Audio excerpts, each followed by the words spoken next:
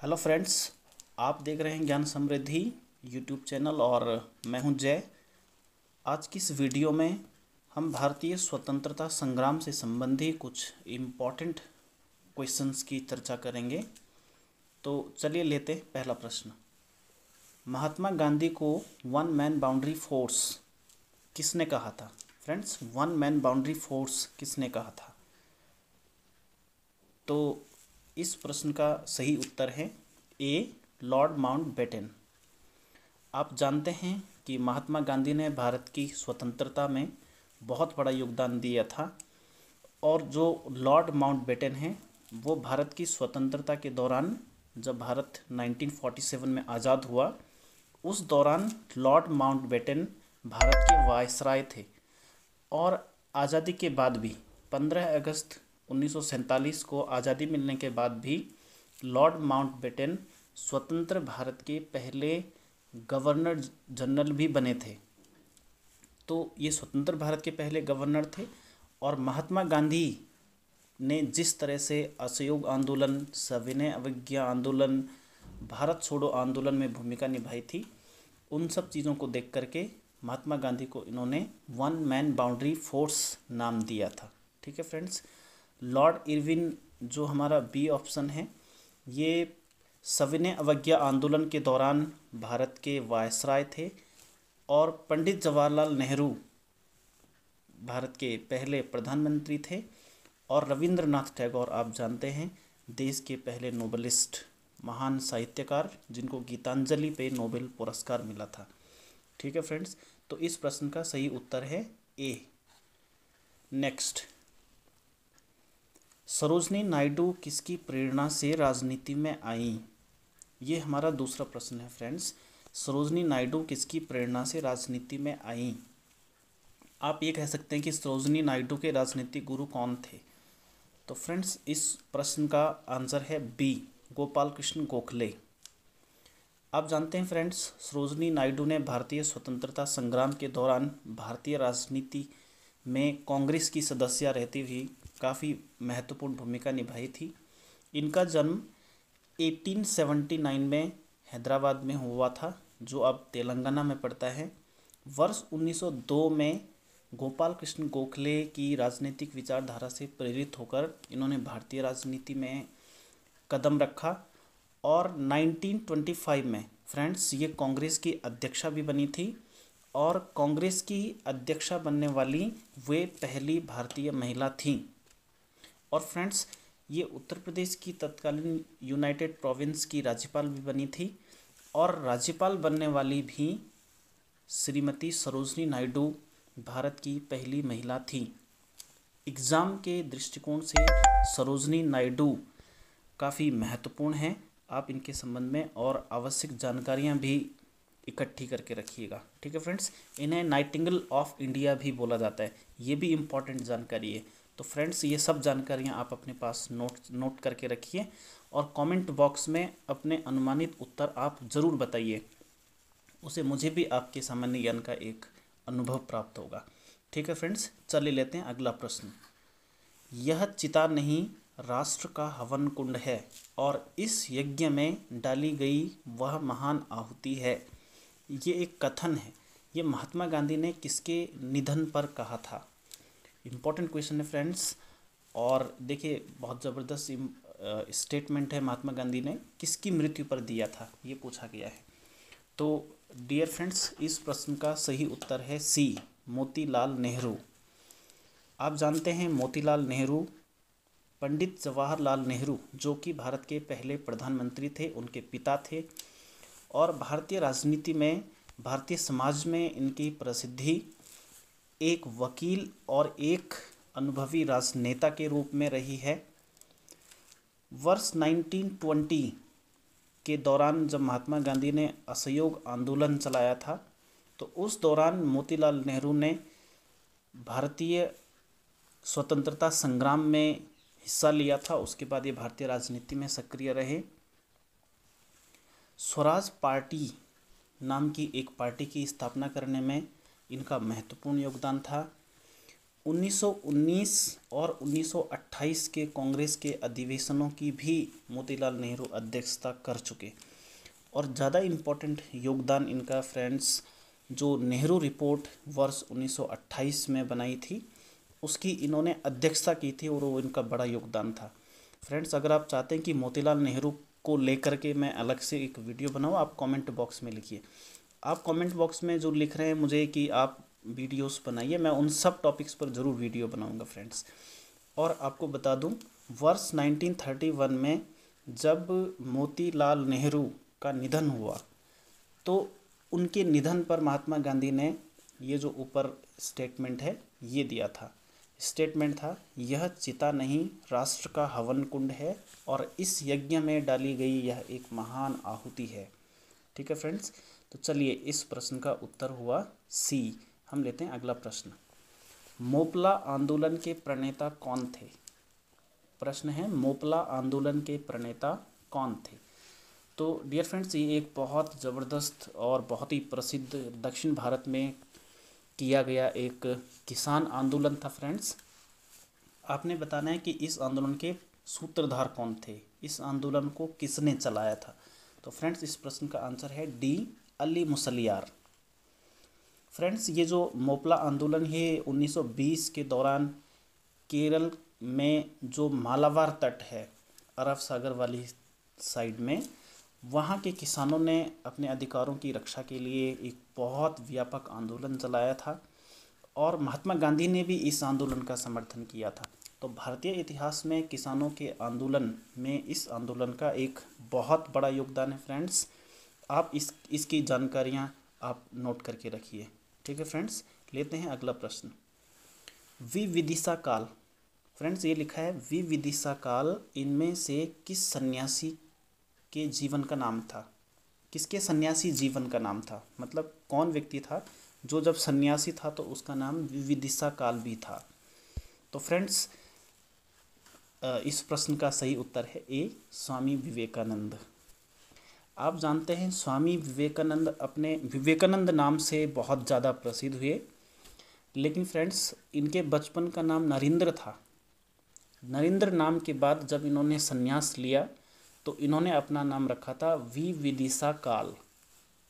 लेकिन बाद में वर्ष 1891 में इन्होंने खेतड़ी की यात्रा की थी और वहाँ के राजा जो अजीत सिंह थे उन्होंने इनके जो विविदिशा काल नाम है इसकी आलोचना की। उन्होंने कहा कि ये नाम उच्चारण में भी मुश्किल है और ये उतना सार्थक नहीं है, तो उन्होंने पहली बार विविदिशा काल नाम की जगह पर विवेकानंद नाम दिया था और उसके बाद स्वामी विवेकानंद ने विवेकानंद नाम से बहुत ज़्यादा प्रसिद्धि पाई। आप जानते हैं फ्रेंड्स, स्वामी विवेकानंद ने रामकृष्ण मिशन की भी स्थापना की थी और उनके द्वारा वर्ष 1893 में जो शिकागो यूएसए में धर्म सभा में भाषण दिया गया था उससे उनकी बहुत ज़्यादा प्रसिद्ध रही। जो ऑप्शन दिए हैं दयानंद सरस्वती, राजाराम मोहन राय, केशव चंद्र सेन, इन लोगों की भी भारतीय आज़ादी के दौरान धार्मिक सुधारों में बहुत बड़ा योगदान रहा। इनकी चर्चा भी हम अगली वीडियोस में फ्रेंड्स करेंगे। ठीक है, लेते हैं अगला प्रश्न।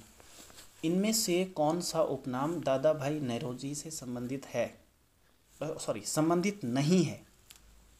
दादा भाई नौरोजी का नाम आप जानते फ्रेंड्स, इन्होंने भारत की कांग्रेस में रहते हुए और स्वतंत्रता आंदोलन के दौरान नरम दलीय उदारवादी विचारधारा के साथ बहुत बड़ा योगदान दिया था। फ्रेंड्स, जो इनसे संबंधी उपनाम नहीं है वो है डी, महाराष्ट्र का हीरा।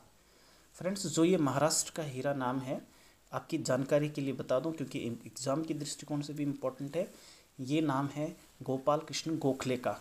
आप इसे नोट कर लीजिए और कमेंट बॉक्स में ज़रूर बताइए कि ये इम्पोर्टेंट जानकारी है। महाराष्ट्र का हीरा जो नाम है ये गोपाल कृष्ण गोखले का नाम है। फ्रेंड्स, जो ये दादा भाई नौरोजी हैं उन्हें भारत की आशा, होप ऑफ इंडिया, भारत का पितामह और Gladstone of India, Gladstone England के एक व्यक्ति थे, उनकी तुलना इनसे की जाती है और भारत का पितामह grand old man of India भी बोला जाता है फ्रेंड्स। ठीक है, जो ये दादा भाई नौरोजी हैं इनका जन्म 1825 में मुंबई के एक पारसी परिवार में हुआ था फ्रेंड्स। वर्ष 1892 में ये ब्रिटिश पार्लियामेंट के मेंबर बने थे और ब्रिटिश पार्लियामेंट का मेंबर बनने वाले ये पहले भारतीय थे फ्रेंड्स। ये बात बहुत इंपॉर्टेंट है, इसे आप नोट करके रखिएगा, ठीक है। और ज़्यादा इम्पॉर्टेंट बात थी जो कंपटीशन के नज़रिए से इम्पॉर्टेंट है कि इन्होंने एक किताब लिखी थी, poverty and un British rule in India. Friends, poverty and un British rule in India नाम की जो इन्होंने पुस्तक लिखी थी, ये बहुत ज़्यादा चर्चित रही। इन्होंने भारत की राष्ट्रीय आय की गणना भी उस ज़माने की थी और धन निकासी का जो सिद्धांत इन्होंने समझाया, उसको समझने के बाद भारतीय राजनीति में काफ़ी ज़्यादा बदलाव आया। इन्होंने लोगों को ये समझाया कि अंग्रेज किस तरीके से भारत को गरीबी की ओर धकेल रहे हैं और अपने लाभ के लिए भारत के संसाधनों का इस्तेमाल कर रहे हैं, ठीक है फ्रेंड्स। तो ये दादा भाई नेहरू जी थे। चलिए लेते हैं अगला क्वेश्चन। कांग्रेस की स्थापना किस वर्ष हुई? देखिए फ्रेंड्स, ये कांग्रेस से संबंधी बहुत इंपॉर्टेंट क्वेश्चन है और एग्जाम में भी ये आते रहता है। सरल क्वेश्चन है। इस प्रश्न का आंसर है ए, 28 दिसंबर 1885। आपने फ्रेंड्स A.O. ह्यूम का नाम सुना होगा, एलन ऑक्टेवियन ह्यूम। उन्होंने कांग्रेस की स्थापना की थी, मुंबई में इसकी स्थापना हुई थी फ्रेंड्स। और कांग्रेस ये समझिए आपकी भारतीय राजनीति की सबसे पुरानी पार्टी है। आज कांग्रेस की स्थिति क्या है उसे छोड़ दीजिए। ये जो बी ऑप्शन है 30 दिसंबर 1906 फ्रेंड्स, इस दिन मुस्लिम लीग की स्थापना हुई थी। ये भी काफ़ी इम्पोर्टेंट है, ठीक है फ्रेंड्स। चलिए अब लेते हैं अगला प्रश्न। 1857 की क्रांति के दौरान संबलपुर से क्रांति का नेतृत्व कौन कर रहा था? फ्रेंड्स, ये एग्ज़ाम के दृष्टिकोण से बहुत इम्पोर्टेंट क्वेश्चन है, क्योंकि 1857 की क्रांति के दौरान भारत के अलग अलग क्षेत्रों से अलग अलग क्रांतिकारियों ने नेतृत्व किया और उनसे संबंधी क्वेश्चंस एग्ज़ाम में पूछे जाते हैं, ठीक है। फिलहाल संबलपुर से क्रांति का नेतृत्व किसने किया, ये पूछा गया है फ्रेंड्स। इस प्रश्न का सही उत्तर है सी, सुरेंद्र शाही और उज्जवल शाही। डियर फ्रेंड्स, ये संबलपुर उड़ीसा में पड़ता है। यहाँ से क्रांति का नेतृत्व सुरेंद्र और उज्जवल शाही नाम के दो व्यक्ति कर रहे थे। और जो ऑप्शन ए दिया है दीवान मनीराम, फ्रेंड्स ये व्यक्ति असम से क्रांति का नेतृत्व कर रहे थे। और जो ये राजा कुंवर सिंह हैं, ये बिहार के जगदीशपुर से फ्रेंड्स क्रांति का नेतृत्व कर रहे थे। और जो कदम सिंह लिखा हुआ है, ये व्यक्ति मेरठ से क्रांति का नेतृत्व कर रहे थे। फ्रेंड्स, आप मुझे बताइए कि दिल्ली से क्रांति का नेतृत्व कौन कर रहे थे, और साथ में मुझे बताइए कि कानपुर से क्रांति का नेतृत्व कौन कर रहे थे। आप कमेंट बॉक्स में ज़रूर बताइए, मैं देखना चाहता हूं कि आप इन क्वेश्चंस के आंसर जानते कि नहीं, ठीक है फ्रेंड्स। चलिए अब लेते हैं अगला प्रश्न। चौरी चौरा कांड के समय भारत के वायसराय कौन थे? चौरी चौरा कांड फ्रेंड्स आप जानते हैं कि वर्ष 1922 में यह घटना घटी थी और इसी घटना के कारण महात्मा गांधी ने असहयोग आंदोलन को वापस लिया था, जिसके आधार पे लोग महात्मा गांधी की आलोचना भी करते हैं। पर फ्रेंड्स, आपने ये बताना है कि उस दौरान भारत के वायसराय कौन थे, ठीक है फ्रेंड्स। इस क्वेश्चन का सही आंसर है सी, लॉर्ड रीडिंग।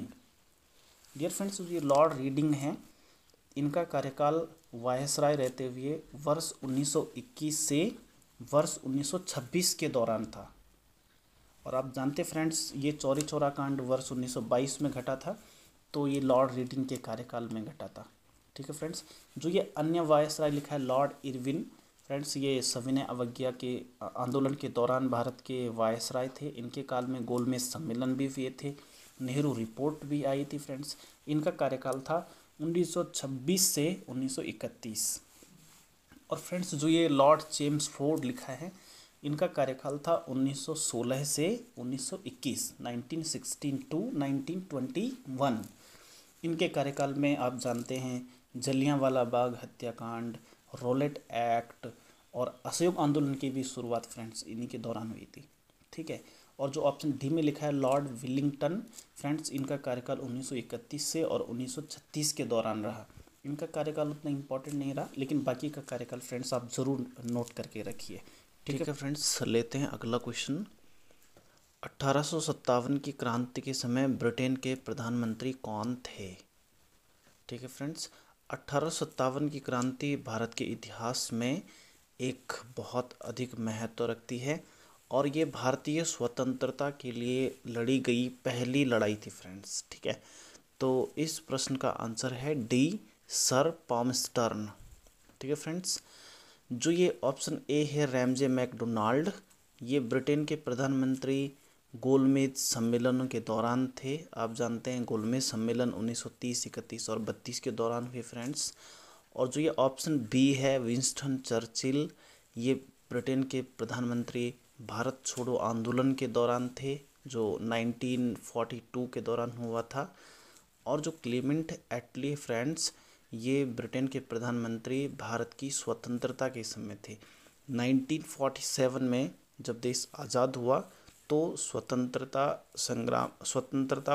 प्राप्ति के दौरान क्लेमेंट एटली ब्रिटेन के प्रधानमंत्री थे। ठीक है फ्रेंड्स, ये थे आज के क्वेश्चन। आप नोट्स बनाते रहिए और अपनी सलाह भी हमें देते रहिए और सब्सक्राइब और शेयर और लाइक भी करते रहिए फ्रेंड्स। ठीक है, आप अपना बहुत ख्याल रखिए। Thank you.